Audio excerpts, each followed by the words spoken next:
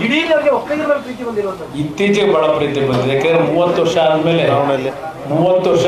ಏನೋ ಒಕ್ಕಲಿಗರಿಗೆ ಸೀಟ್ ಕೊಟ್ಟವ್ರಂತಲ್ಲ. ಈಗ 47 ವರ್ಷ ಆದ್ಮೇಲೆ ಒಕ್ಕಲಿಗರಿಗೆ ಕೊಟ್ಟಿರುವಂತೆ ಅದಕ್ಕೆ ಒಕ್ಕಲಿಗರು ಮತ ಹಾಕಿ ಅಂತ ಕೇಳ್ತಾ ಇದ್ದಾರೆ.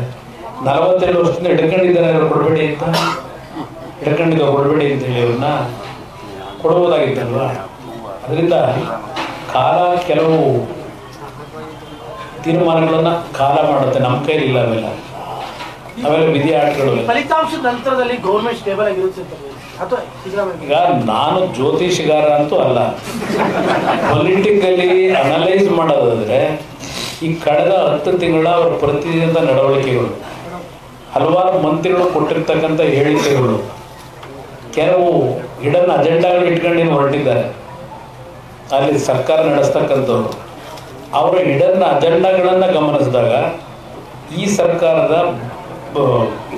ದಿನಗಳು ಬಹಳ ದೂರ ಇಲ್ಲ, ಇದರ ಆಯುಷು ಮುಗಿತಾ ಬರ್ತಿದೆ ಅನ್ನೋದು ನನ್ನ ಅಭಿಪ್ರಾಯ.